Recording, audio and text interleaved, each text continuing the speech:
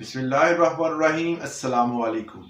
मैं हूं एडवोकेट मोहम्मद इशफाक और आप देख रहे हैं मेरा यूट्यूब चैनल। आज जो हमने डिस्कस करना है पॉइंट वो है कि साइफर केस के हवाले से चेयरमैन पीटीआई ने सुप्रीम कोर्ट में दरख्वास्त जमानत दायर कर दी है।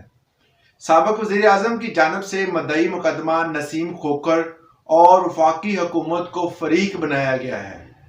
चेयरमैन पीटीआई ने दरख्वास्त में ये मौक़िफ़ अपनाया है कि साइफर साबिक वज़ीर आज़म के खिलाफ सियासी मुकदमे की एक कड़ी है। ट्रायल कोर्ट ये समझने में नाकाम हुई है। साबिक वज़ीर आज़म ने दरख्वास्त में मजीद ये कहा, ये मौक़िफ़ अख्तियार किया कि दरख्वास्त ज़मानत आइन के आर्टिकल 185 के तहत है। आइन का आर्टिकल 185 क्या कहता है ये मैं वीडियो की लास्ट में डिटेल से बताऊंगा कि कोई भी बंदा जो है वो आर्टिकल 185 के तहत कब जो है वो सुप्रीम कोर्ट में जमानत जो है वो अपनी दायर कर सकता है और कब नहीं कर सकता। आर्टिकल 185 के तहत दायर की गई दरखास्त इस मुकदमे में वजारत दाखिला के तहत FIA की बदनीयती जाहिर है। आपको पता है कि जितने भी अदारे जिस भी गवर्नमेंट की हुकूमत होती है उनके अंडर होते हैं और वो हुकूमत जो होती है वो उन अदारों से अपने मनमाने काम लेती है, अपने मनमाने फैसले लेती है और इसी तरह की बदनीयती जो है वो FIA की तरफ से देखी गई।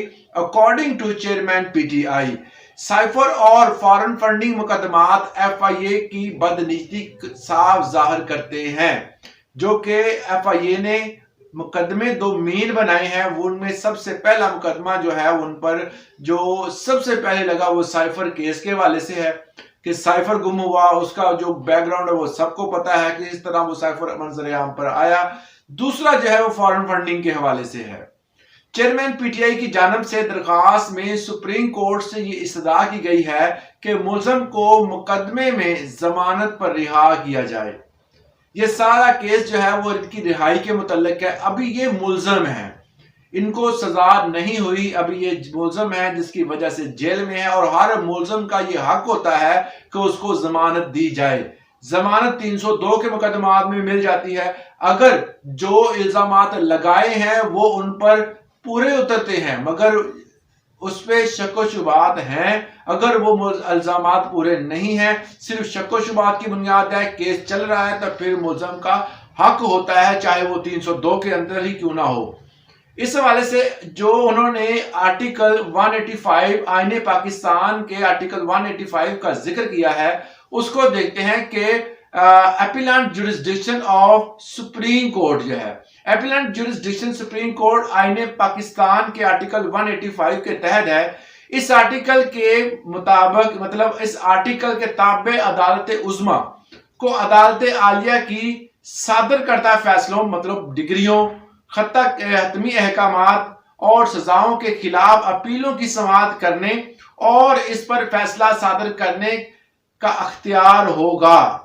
मतलब यह है कि लोअर कोर्ट्स के जितने भी फैसले होते हैं, चाहे वो हाई कोर्ट हो या आपका सिविल कोर्ट हो या वो आपका FIA हो या नैब कोर्ट हो, किसी भी अदालत से जो फैसला होके आता है वो अकॉर्डिंग टू आर्टिकल 185 जो है वो अंडर ऑब्जर्वेशन होता है इन सुप्रीम कोर्ट।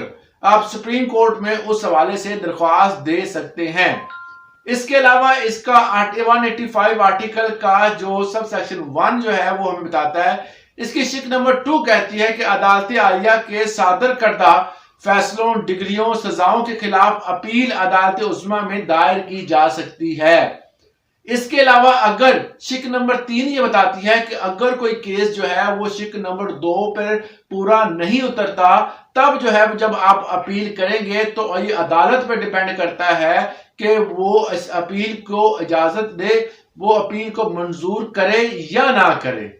ये जो है 185 है जो कि किसी भी मुलजम को उसकी खिलाफ फैसलों को, सजाओं के मुतल्लक जो है वो जो लोअर कोर्ट फैसले करती है और जो हाई कोर्ट फैसले करती है उसके हवाले से आप अपील कर सकते हैं हाई कोर्ट की सुप्रीम कोर्ट में। तो इसी के तहत साइफर केस जो है चेयरमैन पीटीआई ने सुप्रीम कोर्ट में एक दरख्वास्त जमानत दायर कर दी है। आज के लिए इतना ही, इजाजत दें। अल्लाह हाफिज।